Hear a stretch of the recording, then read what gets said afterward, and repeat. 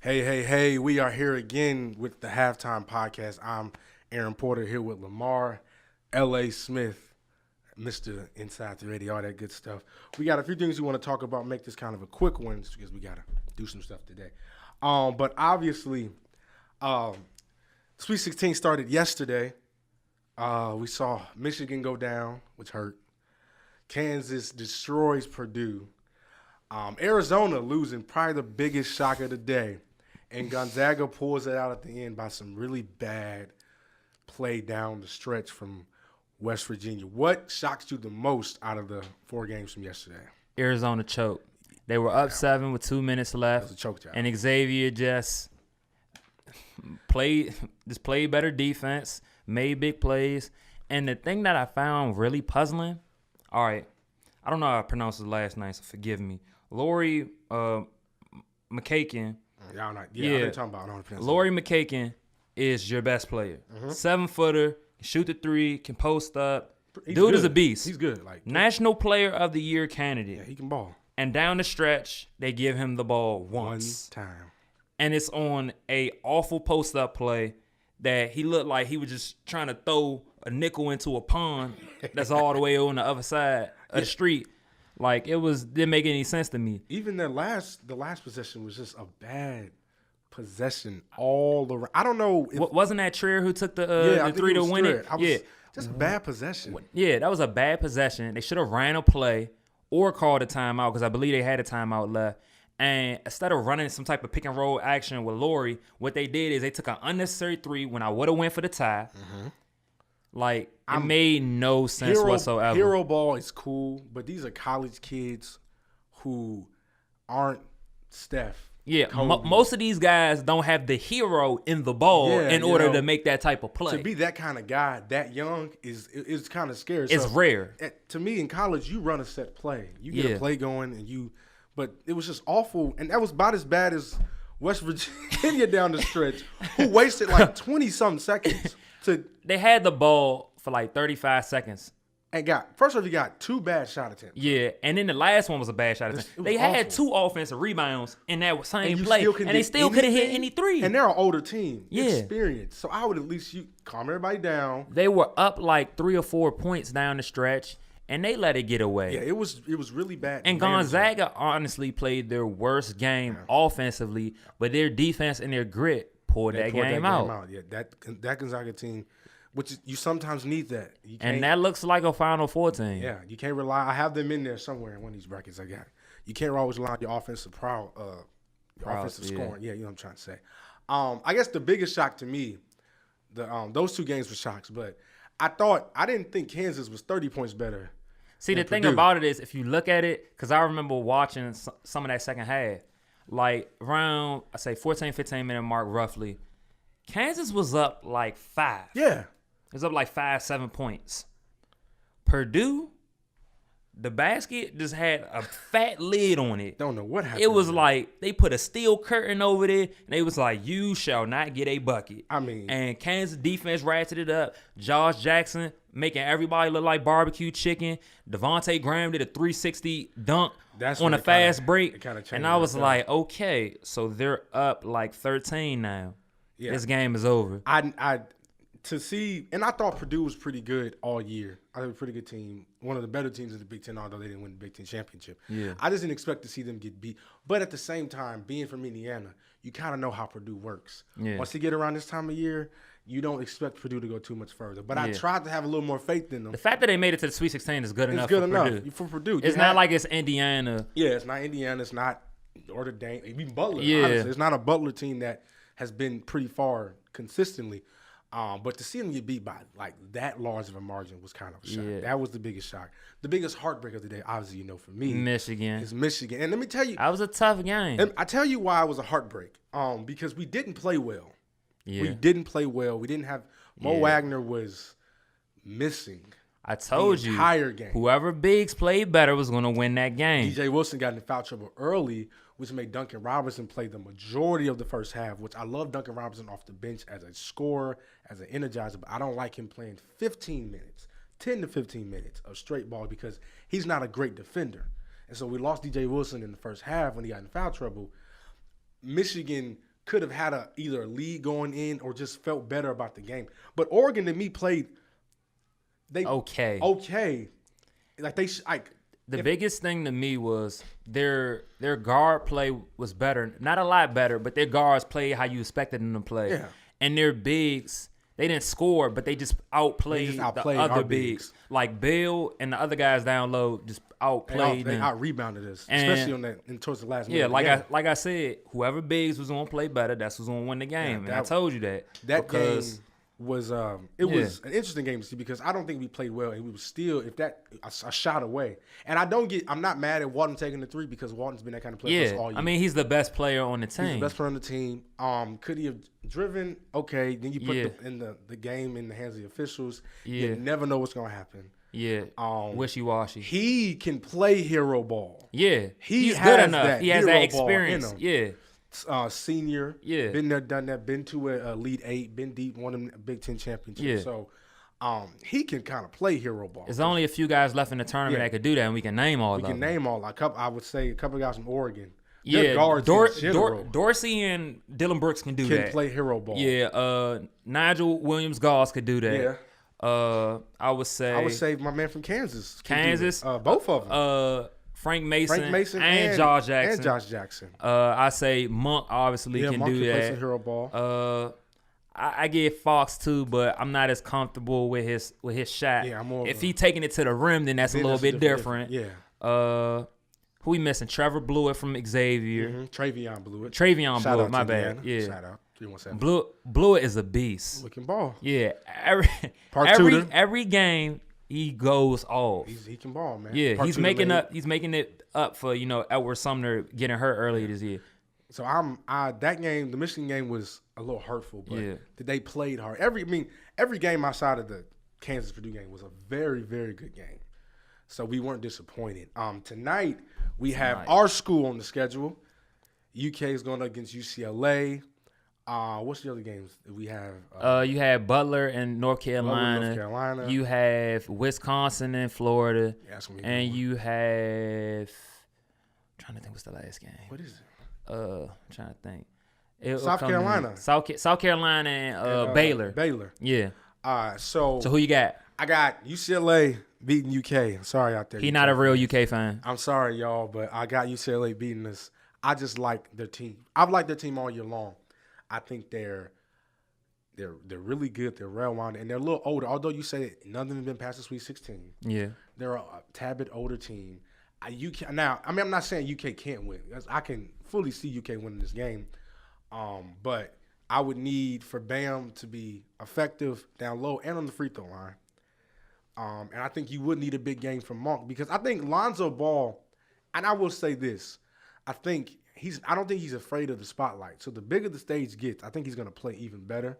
So he's going to give his best tonight, or one of his best games. So can Fox answer it? It really is the question with that. I'm not saying Fox can't, but I just think as a whole, UCLA is going to win. The game the biggest toss-up for me is that Butler, North Carolina game. I keep telling people, Butler can steal that game. They're built for this. Butler can steal that game. They are definitely built for this. So don't sleep. If you were surprised by Xavier, which was not surprising at all to me, the only surprise was how Arizona just gave it away as far as the choking. Mm-hmm. But Xavier, until Edward Sumner, who led the nation in assists, got hurt towards ACL, they were a top 10 talent team. Like, they had like 1 or 2 losses the whole year until Sumner got hurt, and then the rest of the stretch they was like 500. So they are very. So even though they was an 11th seed, they really could have been like a 3 or 4 seed. This is a good team. Yeah, that's a good team. Yeah, so no one should really be shocked to see them win like that. But like you said, Butler, like I said, they're built for this. They're built for tournament time. So if they pull it out, won't shock me. But I'm gonna go with North Carolina. Yeah, I'm gonna stay.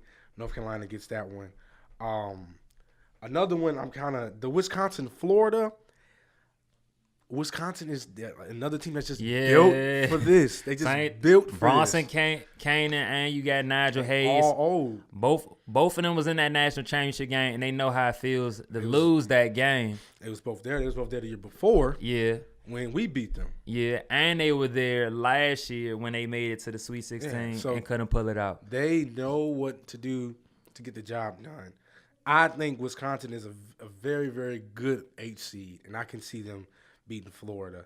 Yeah. And I think I'm gonna roll with South Carolina, just because it feels good.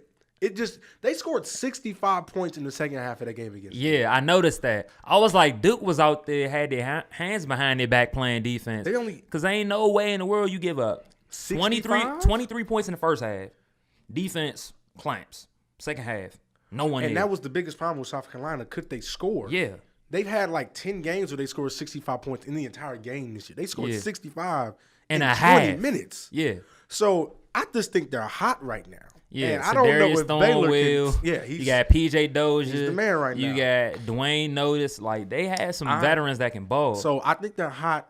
I'm gonna run with them. I think South Carolina is gonna get into that Elite 8. Same. So who you got? I said Wisconsin, South Carolina, North Carolina, and UCLA. All right. So of course we know you taking Kentucky. Bleed blue. I got all blue on right now. Y'all know that. Y'all can't see me, but he see me. I got all blue on right now. Does. So I got Kentucky. I think it'll be a close game. I think in the end of the day, whoever bigs play better will win the game. UCLA beat us by 5, and we had one of our worst games of the year. And I like my team a lot better. You know, I think Lonzo Ball, he's good, but he can't stay in front of De'Aaron Fox. That's barbecue chicken, blow-bys. Can Fox stand? Like, I mean, Ball can play. I think he can play too, but I don't think anyone in the country can stay in front of De'Aaron Fox a full 40 minutes without getting toasted. Because a lot of them just get into the rim, getting foul layups. That's why Wichita State at home right now. Yeah. Because he had his will. He had his way. Because even though he didn't score every time or shoot a great percentage, he got to the basket whenever he wanted. And that always brings a double. You kick it. Bam. Dunk. Monk, 3-point shot. Willis, 3-point shot. If Bam comes to play. Yeah, Bam has to dominate that matchup. Because I can see him Thomas Walsh and that boy TJ Leaf, who not only can play, he's probably a lottery pick, and he was on the mid-season top 25 for the National Player of the Year. Mm-hmm. That boy is really, really good. Yeah. I didn't know it until I saw him play in person at Rupp. The boy is good. He's good. If he gets outplayed by Welsh and Leaf, we probably won't win that game. You got a team. You got both teams full of NBA guys. The biggest thing to me is Bam got to dominate in the paint. We have to find Bam. Mm-hmm. Had to play good defense. And Malik Monk got to have a good game. And you got to knock down your free throws. Yeah. He's due for a good game in this Malik Monk has to have a good game. Because the thing about it is, I'm not worried about anything else. Derek Willis got confidence. He's going to be all right. Dominique Hawkins, he going to do what he got to do. I've been loving him this tournament. He going to do what he had to do. He the one who got the ball rolling versus Wichita State. Because everyone was struggling to score, he kind of fed us a little bit. And then De'Aaron Fox, I know he going to play with pace. I know he going to defend. I know that nobody can stay in front of him. So if Mark give you 20-25, you may have a win. Yeah. In Elite 8. Then we going to go over to Baylor and South Carolina. South Carolina, I got them just because they hot. Yeah. Now, the biggest change to me is Jonathan Motley is a grown man. If Motley literally dominates a weaker inside team in South Carolina, long barbecue chicken. That's barbecue chicken. That's gonna be a long day. That's gonna be a long day. Then with North Carolina Butler, who you taking? My mind telling me North Carolina because of John Berry and Josh Jackson is a mismatch on that wing.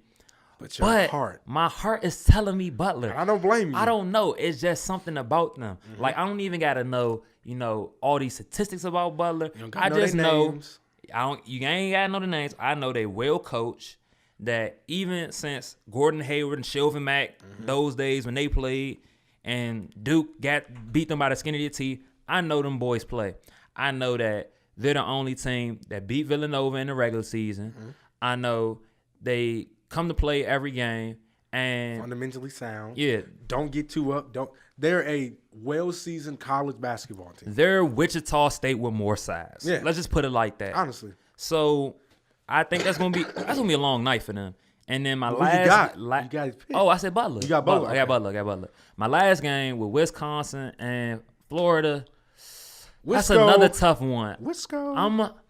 I'm gonna take Florida just because I like their length on the like their length in general. I think they can have a lot of rangy defensive guys that are like 6'7", 6'8", and I think with that type of defense, because I like their defense better than Wisconsin's, I think they'll win that game. Okay. Now, if Wisconsin win, I wouldn't be surprised, but I think that game is a coin flip. Whoever plays better defense is going to win. Simple as that. I'm a little different than you. I think the Butler UNC is the coin flip. I just think Wisconsin is a better team. Not by much, but I think they're just a better team. Overall, I can see that. I can see that. Florida, to me, good. I was shocked they had the 4th seed, but I never was like overly hyped. Blown away by them. Even when they beat us down in Florida. In Gainesville. I wasn't like, they were at home. It's kind of a rivalry. So I'm like, you got us today. But I've never been overly hyped about Florida. I just think Wisconsin is just built. Yeah. Big Ten basketball. And they need this win yesterday. And the Big Ten and the NCAA Tournament coincides well with each other because you're slowing the pace down. Yeah.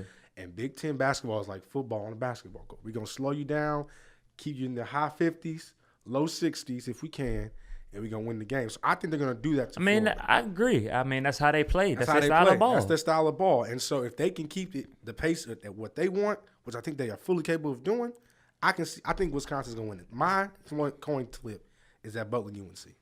All right, I could give you that because Bronson Kanan and Nigel Hayes and Ethan Hatt is enough to kind of stand the tide. They have more star power, you would say. Just old and fundamentally and they had more experience in this area because Florida never been there. Not this Florida team. Not this Florida team. Yeah, I agree with you there.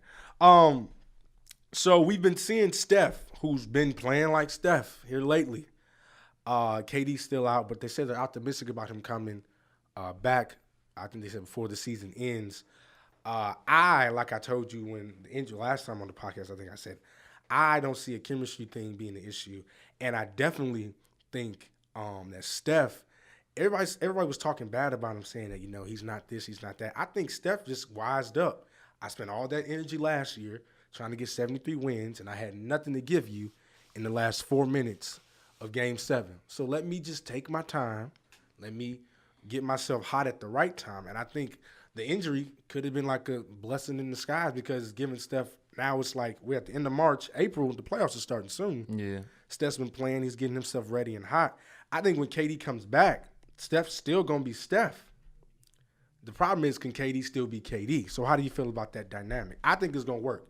I think you get two guys that are going to be hot and hungry because one guy ain't got a chip and one dude gave up the biggest lead in NBA history last year. So how you feeling about Golden State going forward? I don't know. I mean, I think that, like you said, the injury is a blessing in a way because now they have to learn not to be as reliant on KD. Mm-hmm. So the moments when he won't be in the game, in the playoffs, they'll play better because they're used to, like, not always having him around. Mm-hmm. Also, in the same breath, Steph was going to get his stroke eventually just because he's Steph. That's he's, if not the greatest shooter, arguably will always be one of the best shooters we've ever seen that ever picked up a orange thing called a basketball. And he hit a slump, and everybody was like, oh, he's not this anymore. I think the slump had to do with part of the team was adjusting to not having a top 3 basketball player on the floor that draws an immense amount of attention. So you understand it, but the world and everybody else, every news had nothing to do with skill or it just, one, he was in a funk, and 2, I just lost KD. You just lost KD. So all your 3-pointers that was open, like you had 5 seconds to shoot the ball, which means the ball already in the hoop by the time we look up. You now have 2.5 seconds to shoot the ball. Yeah, and I just lost 27 points. And you lost 27 points. So, yeah, that's taking me a while to adjust. So, you got 2.5 seconds to shoot the ball, and you now got a defender on you instead of being open. I agree wholeheartedly. I think they'll be fine. Like I said, I told you, I think they're still going to win the championship. But the interesting thing right now is that I saw this stat, and in the month of March, I know it may not mean much, but the Brooklyn Nets have more wins than the Cleveland Cavaliers in the month of March. Yes. As that ain't good. Now I know LeBron knows how to get his team ready, but they aren't looking good. And there was something that was talked about. It looked sloppy. They looked sloppy. And it was something that was talked about a couple days ago when we were talking about the whole thing with me saying I think Steph Curry is one of those guys that are just game changers. To me, he's such a game changer. He made LeBron completely change his style of play for his team. You got a lot of snipers, But your only big tough guy is Tristan Thompson. Like defensively, you're not a good defensive team anymore. Yeah. Darren Williams is not a great defender. Kyle Korver is not a great defender. J.R. Smith can be, but he picks and chooses when he plays defense. And he's a sniper. He's a shooter. Yeah. So you got a lot of shooters everywhere now. Channing Frye, Kyle Korver. These are three guys, not three ND guys. And so, and then Kyrie's has never been a great defender. Their best defender is LeBron James right now. And their best everything is LeBron James. And your big tough guy is Tristan. And your team doesn't look the same because you've added so many elements because I'm trying to compete with that team in the West Coast. You're so focused on playing their style of ball that you lost the style of ball that got you the championship. Yeah, and they lost Dellavedova, grit guy. They lost like 2 or 3 other gritty guys. You lost that defensive grit, like you said, that you don't have anymore.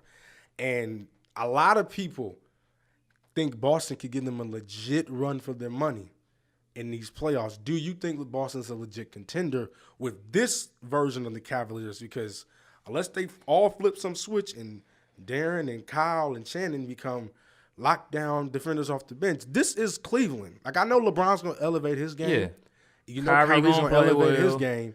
But we all know it takes a team to win these NBA finals. mean, I agree because when you look at it, the other night, it was two games. I don't know if it's the same game, so don't grill me. I mean, I got other stuff I got to focus on besides sports, folks. So I'm still at 380, all right? Don't trip.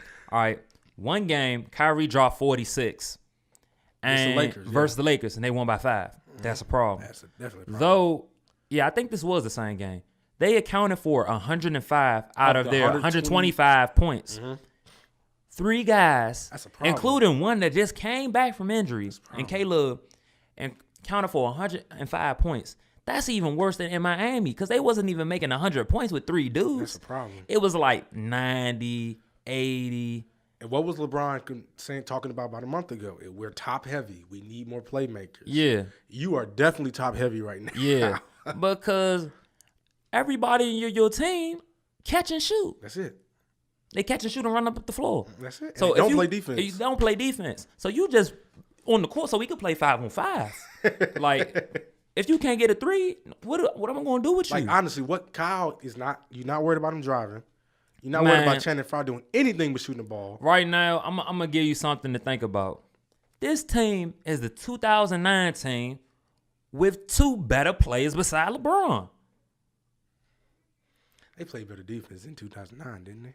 No, that too. But they played way better defense. Yeah. But I'm saying I see what you're saying. A team without defense and 2 better players next to basically the same team. Because 2009 had shooters, 2008 had shooters, 2007, 2010 had shooters. I mean, these shooters are obviously a little bit better, but they've always been able to space the floor for LeBron. The problem is you didn't have the same type of talent next to him. Yeah. I don't, like I said, I don't know if they, I have to see Boston do it before I can say they can do it. I'm that kind of guy with Boston because I just think as great as Isaiah is. In that fourth quarter in game 4 or 5, LeBron is going to be guarding him. LeBron on, and that's a whole seat built. That's like a foot and 100 pounds. No disrespect to Isaiah. And there's no disrespect to Isaiah. It's just physically. It's like in 2011 when they just put LeBron and Derrick Rose. And it's not as great as D Rose is. Mind you, you're just 6'3", 200. You're just a small guy. Derrick Rose, 5 inches, 50 pounds, and he's more athletic physically than Isaiah Thomas. Especially in game 5. Derrick Rose couldn't even get his shot off. They was up 12 with 2 minutes left. Derrick Rose running ISOs, running picks, and LeBron, I'm here. Couldn't do anything. I'm here. And so I'm here. And they still lost that game. I feel like it's going to be the same type of thing to where, and this dude Isaiah has been balling this year. I mean, 30, balling, 30 every night, 30 all night, every night, twice. I mean, he's doing it, but it's just he's 5'8", 5'9". Yeah, LeBron is 6'9", 250. Yeah, and and in the fourth quarter, you know who I'm putting? I'm putting LeBron right on him. Now score. That's just not going to work. And so it's hard for me to say you cut the head off the snake. It's hard for me to say Boston's going to do it because they just have an advantage in that department. Now, I would love to see it Because LeBron been too many finals. Yeah, It's been like he has 7-8 in a row. It's been too many of them joints. So, but I don't think it'll really happen. Although I think you said Basketball Index said they have a 55% chance of getting the number one seed. And honestly, the way Cleveland's looking right now, they could get the number one seed. They can get the number one seed, and the way Cleveland's looking right now, and they could lose in the second round. Boston's a tough team. But they are a tough, greedy. They not gonna quit. Boston the hottest team in the East right now, besides Toronto. Because Toronto's sneaking up on the Wizards right now. Yeah. You know, it's just they're a tough, gritty team, man. So I never want to count them out. When you got 6'9", 250 on your side, it's hard for me to say you're gonna beat that guy right now. Last note before we move to the next topic.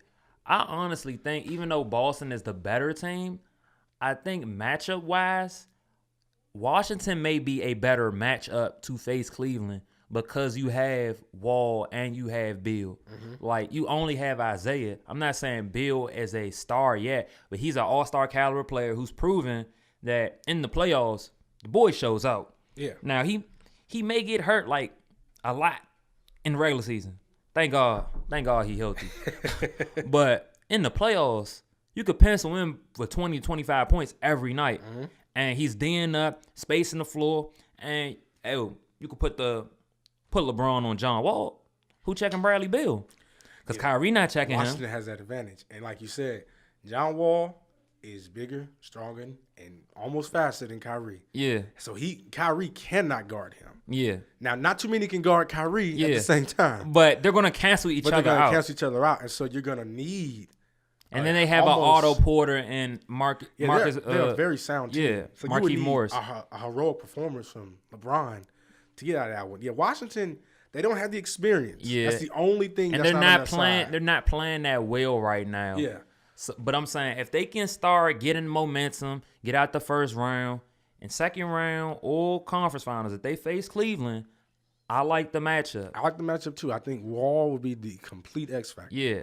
If he gives me 20, 25, 10, 12, 14 assists a night, that's scary. I mean, it's a game of the starting lineup because we both know the benches ain't nowhere to be found. Yeah, and like you said, it's always a game of matchups in the playoffs. That's all it is. So to get a little into the NFL, there's been a lot of talk here lately about Colin Kaepernick, the quarterback, or former quarterback, I guess, of the San Francisco 49ers. Colin, just a few years ago, was the next big thing in the NFL, went to 2 conference championships, went to the Super Bowl, was a throwaway from being a Super Bowl champ. Skinny can. Honestly, goes to Green Bay and plays dominates them. Destroys their defense. Destroys Aaron Rodgers and that defense. You fast forward a few years, obviously that team's not the same, loses their coach, all in shambles. But Colin takes a political stance last season to where he does not stand for the Pledge of Allegiance. Says he does it because not to distract the military, but because of the police brutality and the racism that he sees minorities and African Americans face in this country. You fast forward a year, Colin does not have a team at this point, I believe. Yeah. He got released. He makes too much money. And he makes too much money. And a lot of people are thinking that he's getting maybe blackballed by the NFL because of his political stance. And the attention that it brings. And the attention that it brings. It was also something I think they said that even President Trump said that his political stance was a reason why he may not be picked up by a team. Now, Colin on the field hasn't done too well for himself. He's 3 for 6. He's 3 out of 16 these last 2 seasons, completing only 59% of his passes. But in his defense, that San Fran team has been awful since Jim Harbaugh left. Unless you're a top 10 quarterback, I don't think you could put him on that team and then be 500. Yeah, I mean, like, that team's awful, and people were retiring left and right. Yeah. They lost Harbaugh, and everybody just left with him. So in his defense, he hasn't had the team he had a few years ago. I bring it up to say, what do you think of the situation? I'm of the belief that I don't want to say it's complete blackballing at the moment because we're still early into free agency in a way. And a lot of the top guys haven't been taken yet. You know, you still got the Tony Romo stuff going on. And so I don't want to say Adrian Peterson is still out there. So a lot of the top guys that are going to play next season are going to contribute haven't been picked up yet. But I do see where people are talking about in the sense of this guy. Distractions. It could be a distraction, but this guy can play. You put him in a system that fits him, and he can play, and he's not getting any help from anybody or help from anybody. And with our NFL being owned by majority of white men, do you think that his political stance will hinder him going forward in his NFL career. I mean, I think that's part of it, but I think eventually it's 32 possessions in football, man. And he got to be able to fit one of them. One of them. Like, when you look at it. You got about 7 elite guys. Yeah.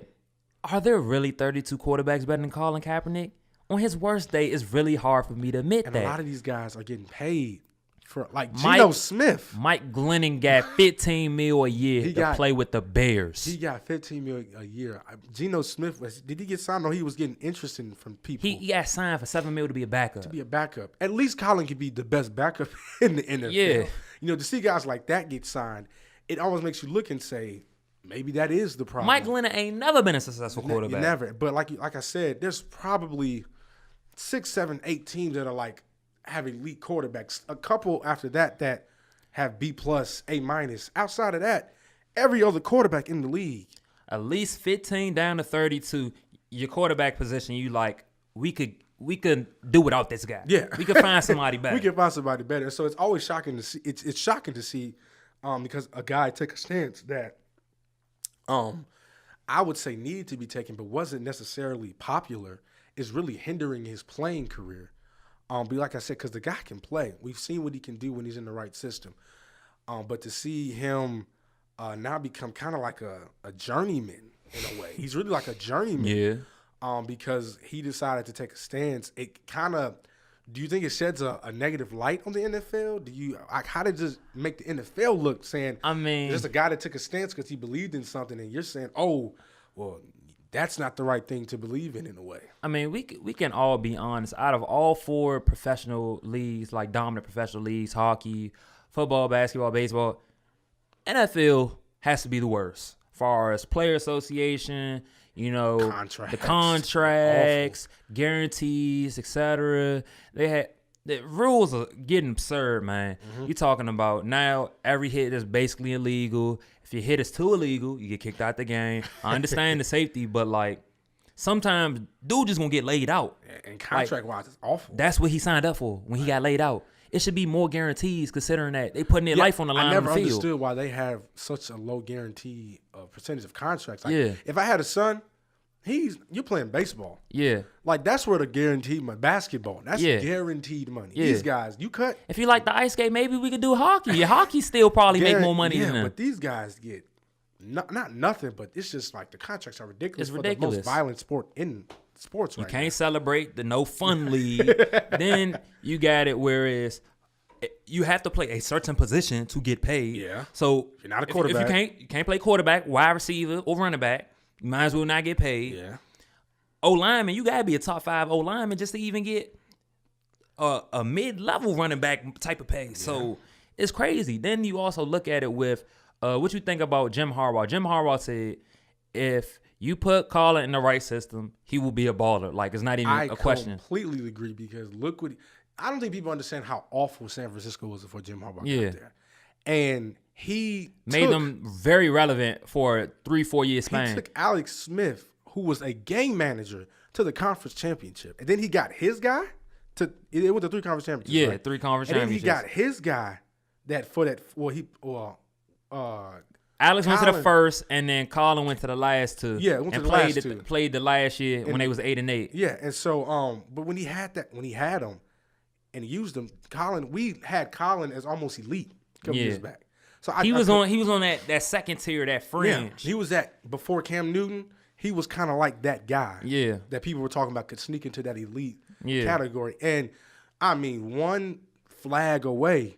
If they call pass interference, they win the Super Bowl. They win the Super Bowl. So I completely agree with Jim Harbaugh that you put him in the right system, he can ball. And this is why I think maybe his political stance is hindering him because no one wants to take that shot on the circus it comes with. Like, you got to think about it like this way. Even to a lesser degree with Tim Tebow. Tim Tebow, as much as I don't think he was that great of a quarterback, winning record was 8-4, won a playoff game. After that in Denver, couldn't really find anywhere to go. And I think 80% of it was because no one wanted to deal with the circus that comes with Tim Tebow. All right, the way I look at it with Tim Tebow, man, all right, he struggled to throw football. He throw baseball better, to be honest. But in crunch time. But the thing about it is, God, Jesus walks. God was walking with Tim Tebow everywhere he went. Because if Tim Tebow on your team, you have a shot to win the game. I don't know what it is. Something about that leadership, his intangibles were impeccable. Mm-hmm. He gets in the huddle, and everyone is like believes in him. Everyone believes in him. He's like, we can do this, guys. Said, my Lord and Savior told me, and I'm not even being disrespectful. Like, I feel like this is what he does in the huddle. My Lord and Savior, Jesus, I pray, and I feel that if we just galvanize and we execute, we can win this game. He made T-Bone a thing. He praying. Everything. He praying before the defense get on the field. So the defense already got prayers with them. I feel like some atheists was praying when Tebow was praying. Exactly. So, like, he's a very inspirational guy. And, like, that whole movement is that type of leadership you can't make in any person. It's like either you have it or you don't. But even as positive as it was, he still doesn't have an NFL exactly job. Because it was a circus. It was a show with it. And so that's why I feel like the same thing happening to Colin is that he's going to have it's going to be, are you going to kneel today? Are you going to do this today? Yeah. Oh, what are you going to do? He even said he's going to stand now. He did say he was going to stand now. And so I don't know. I think Colin, I hope he gets a shot somewhere. Giving part of his game checks to charities and stuff. Yeah, man. So I don't understand what's the problem with it. Part of the problem is he got a problem with police brutality and X, Y, and Z. Cuz don't even vote. And you know what? And that was another thing that don't even make sense. That came up to why I think that didn't really help him. As much as you may agree or disagree with the voting system or whatever, in this country, if you vote and your candidate wins, they are the president of the United States. And for Colin to come out and publicly say, I'm not voting, I don't think helped him in any way, shape, or form too. But I just think the way the culture is and the way the NFL is set up with a lot of owners who are Caucasian billionaires, white billionaires, and I don't want to say all of them are like disagreeing with Colin Kaepernick's stance. I don't want to say that, but I do think that they don't want what comes with him. Yeah. At this point in time, I don't think they want what comes with him. But I think he's better than most guys that get. Mike Glennon has a guaranteed, 15 guaranteed, right? With Colin, if you give him a good defense and a decent running back, he's going to ball. He's going to ball. Really? You could put on several teams. Let's say Russell Wilson just had a season-ending injury. Go to Seattle? Seattle. Pray to God it don't happen. Go to Seattle, it's a wrap. That's a perfect system for him. Go to the Vikings, it's a wrap. Yeah. It's several teams he could go to. There's no team Mike Glennon goes to. He could go to the Jaguars and be good. And the Jaguars, they got a good defense. Blake Bortles, I don't know who he's throwing to. He's throwing to the other team more than he got wins. San Francisco's just a bad football team. It's just a bad football team, a bad organization right now. You fire a coach who was dominating football. Literally. He literally made everyone else in football was like, okay, how are we going to beat them?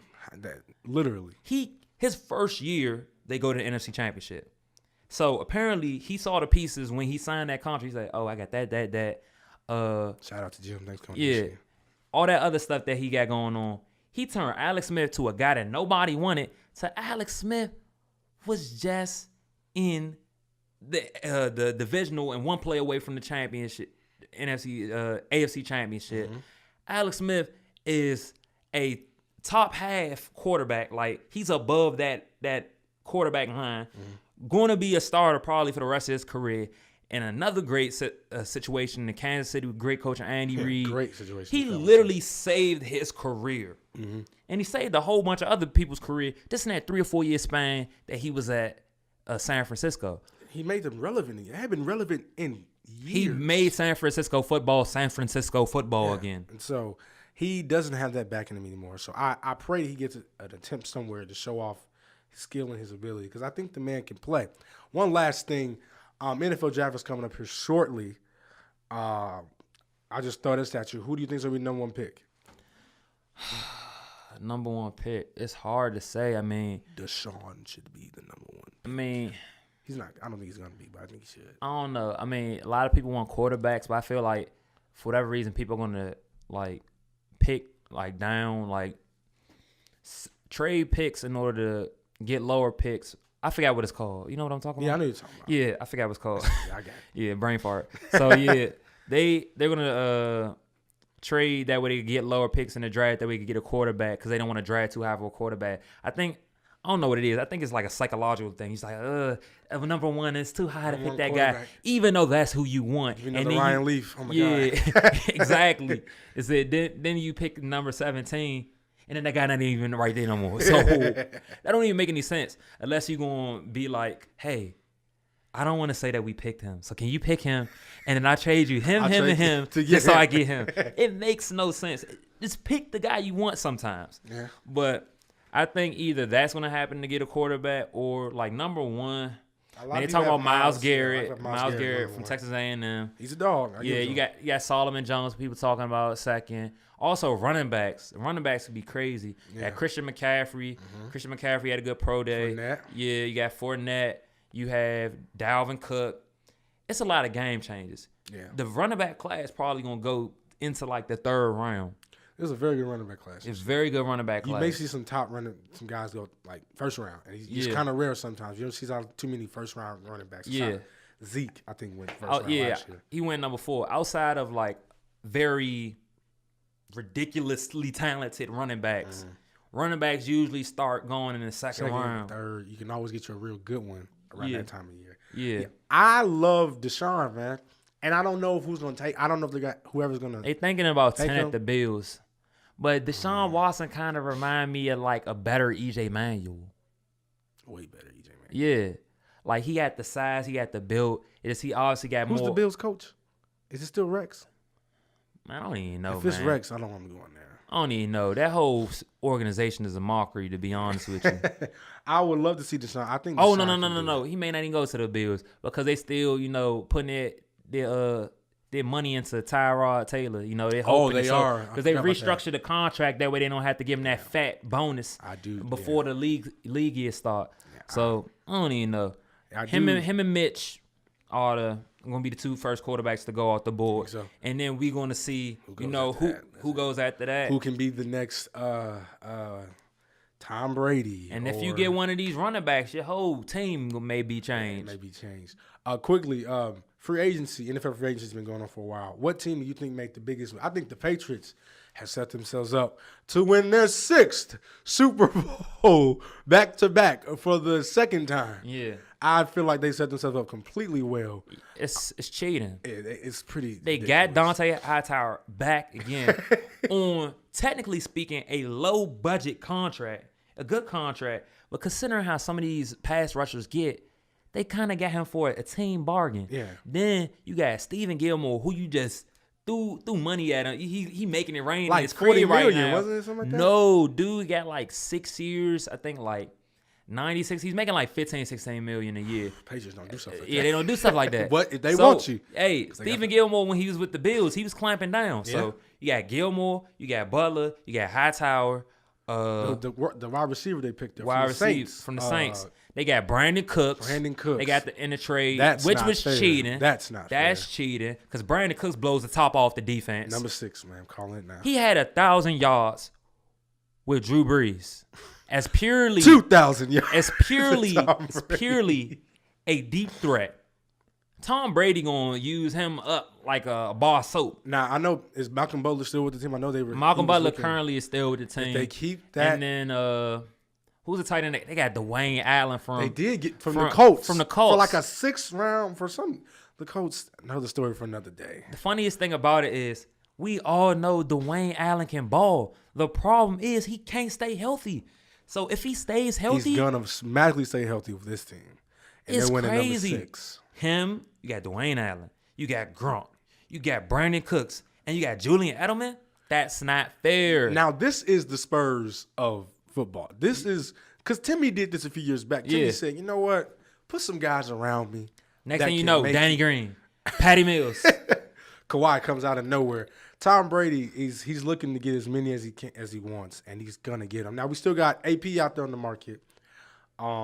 Marshawn Lynch. There was a lot of talk of like an Oakland deal going. Boy, just stay retired. Just stay retired and ride your ATVs. Yeah, I think he's gonna stay retired. Like it's not even worth it anymore. AP, there's been so many different talks. I heard a Lions talk. AP need to go to the Oakland. I heard make that happen. We've heard so many different teams. If he goes to Oakland, now that's scary for the Patriots, right? That's there. right.